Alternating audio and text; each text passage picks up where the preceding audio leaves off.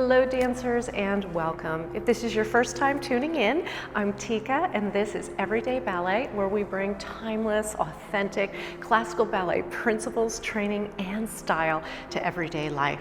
No matter your age or your body type or whether or not you know anything about ballet, I'm here to help you to bring ballet's grace and power into your life. In this video, I'll be sharing with you how to start ballet as an adult. Now, if you are starting ballet, congratulations. It's just such a marvelous thing to do for yourself. Not only does ballet teach just amazing, wonderful physical habits, but the beauty and joy of this art form just makes it so much more than mere exercise. But starting ballet as an adult is very different than starting as a kid or a teen. So I hope the following information will be helpful for you. And remember, if you like this video, please like, subscribe, share, set your notifications. And if you're looking to start ballet, definitely head over to everydayballet.com and check out my ballerina body programs. These are online training programs that are adult-centered with a structured and thorough and compassionate approach to ballet technique. I'm so delighted you're here. Let's ballet.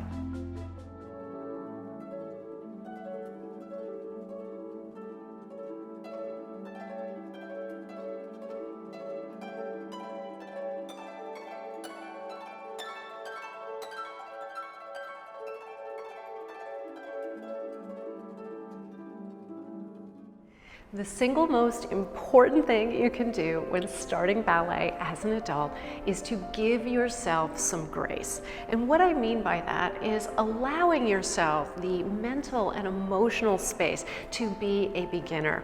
So often it happens when people come into the studio for their first class, they'll say something like, "Oh, I'm so sorry, I know I'm not flexible enough," or "I know I'm really uncoordinated, oh, I'm sorry." So they're apologizing before they even start. You are not expected to know anything about ballet. You are not expected to know how to do these steps, and you are not expected to be able to do them on the first, the third, the 10th try. That is why I am here as a teacher. I am here to show you. I am here to teach you and to encourage you. And this is really the mindset we want. So when you notice that inner critic, that part of yourself that says you should be doing this or you're not good enough, if you notice that, try to take a step back for just a moment. Take a deep breath, and on the exhale, even if you can't do it physically, do it mentally, go shh. Just that quiet little act will go a long way to diffusing the negativity that often accompanies things that are new to us, things that we are learning. And just notice how hard you can sometimes be on yourself.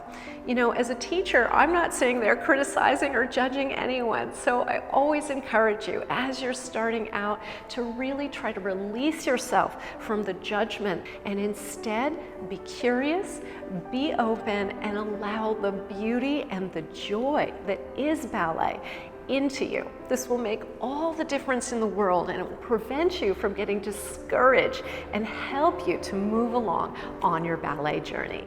Another very important thing to do when starting ballet as an adult is to build a strong foundation. So there just aren't that many steps in ballet technique, and when you see all of that beautiful choreography, it's really some same basic steps that are combined in different ways at various speeds and complexity levels. So it is just so important that you're not racing through your basic training. In fact, professional dancers are always going back to the beginning and honing those basics, because they know that those basics are what are going to make them stronger and better dancers over time. So never be in a rush, be willing to slow down and really focus on those basics, because that is what's going to set your technique up well. So how do you do this? Well, as you know, you can definitely check out different YouTube channels. I know that my channel focuses on adult-centered training, and I certainly have those videos. Just be careful, because there are a lot of instructors out there that the instruction that you're getting is really adult-centered, and you're going to know the difference because kid and teen-centered instruction is going to have a lot of words like higher, more, faster. It's going to be really pushing the physical limits, whereas more adult-centered training is going to be more focused and a little bit calmer about placement. And it's not going to be saying, hey, kick your leg way up there. It's going to be saying, hey, let's do this correctly so that we keep our bodies safe and that we're able to progress with the right principles in play. So beyond YouTube, there's definitely online programs. Of course, I've mentioned my Ballerina Body program. And what's great about that is that it's a very thorough and structured approach. So step by step by step by step, you can learn online. And I certainly recommend, if it's available to you, to familiarize yourself with ballet technique before going to a studio. Definitely do that. It's so worth it because it will help you to build some confidence. But if you are able to go into the ballet studio, this is always a good idea because having a qualified teacher giving you instruction and being able to see where you're at and give you feedback is so helpful. So if you have a ballet studio in your area, give them a call and see if they offer any kind of adult training. The ones that don't often will let you take class with their teens or whatever is their oldest group, but often those classes are also more advanced classes, so it's a little bit tricky sometimes. Once you have been able to find your combination of studying at home, in a studio, or some combination of both, I recommend doing ballet for 1 to 4 hours per week and at least 2 sessions per week. So you don't have to do it for a long time in each session, but a good 30 minutes is fantastic, and at least twice a week so that your body can start developing that muscle memory, which is going to be critical to building that strong foundation. And finally, and very importantly, respect your body. Well, what does this mean?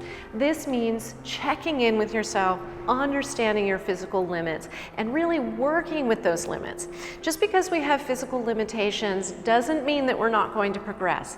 It just means that we need to be smart and thoughtful and compassionate with ourselves so that we can progress without injuring ourselves or without bringing up a lot of negative mental obstacles because we keep pushing at something that's not quite ready. When you're a kid or a teen starting in ballet, the body's so young and it's so resilient, and those kids can really push themselves, and that's why you see teachers really trying to get them to do more. But as adults, it's a completely different approach. We really want to set up that strong foundation and build confidence and work with where we're at. I like to say in the studio that the body's a river. It's a little bit different every day. It's just flowing and flowing. And I think one of the things that's hard in the beginning when you start ballet is, imagining your progress. Everybody likes to imagine that each class after the next is going to be better and better and better and better. And overall, that is true. However, it can be a little bit erratic. Some days feel really good, other days, your knee's not great, or you have a stiff hip or something. And so it's just really important to be able to be resilient with the reality of where you're at. Because as you get into 40s, 50s, 60s, and beyond, it's going to be ever more important to be able to work with the body you're in, not the one that you wish you had that day. Giving yourself some grace, building a strong foundation, and respecting your body are the 3 keys to starting ballet as an adult. If you do these 3 things, you will develop a confident, happy, and healthy relationship with your body and your ballet practice. And if you're looking to start ballet, I highly recommend checking out my Ballerina Body online training programs over at everydayballet.com. I would just love to share more ballet with you. Thank you so much for sharing your time with me today, and until next time, happy dancing.